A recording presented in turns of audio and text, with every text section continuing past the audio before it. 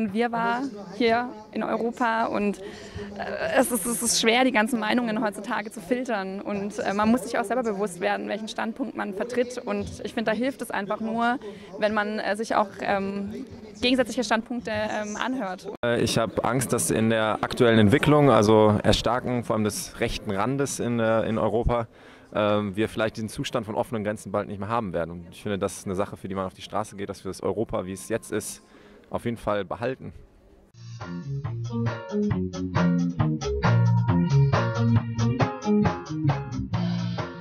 Also für mich stellt sich die Frage nicht, ob ich mich als Deutscher fühle eigentlich, weil ich mich als Europäer fühle. Das ist einfach, weil ich so groß geworden bin und ich fühle mich verbunden mit allen anderen Europäern, aber ehrlich gesagt auch mit allen anderen Bürgern dieser Welt. Man kann das auch vielleicht ein bisschen geografisch beantworten.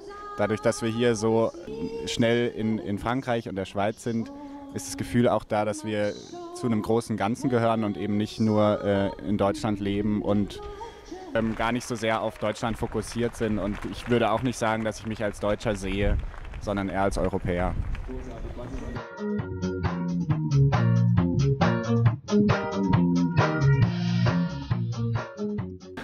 Ich würde mir am liebsten ein noch engeres Europa wünschen und vor allem ein Europa, wo noch mehr auch gemeinsame Werte geteilt werden. Leider ist Europa häufig auf ökonomische Dinge reduziert und Europa teilt die Demokratie und die Freiheit und das sind die Dinge, die ich mir noch zunehmend wünsche.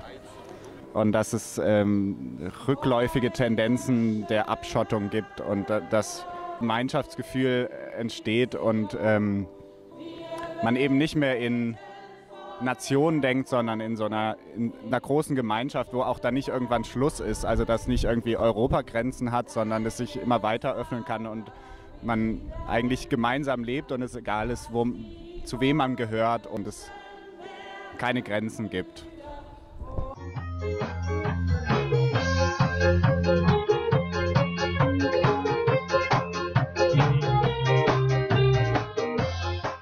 Ja, definitiv. Ich meine, ich studiere Lehramt und ich finde das unglaublich wichtig, dass ich das an meine Schüler später weitergebe, dass man da auch den offenen Diskurs mit den Schülern sucht und denen auch wieder beibringen, zu diskutieren.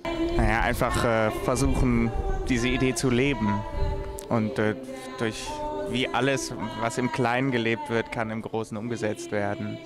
Menschliches Miteinander, egal mit wem. Das geht auch über Nationalitäten hinaus, dass man einfach daran arbeitet. Jeder Mensch hat Vorurteile, dass man die bewusst bekämpft, persönlich, im Kleinen.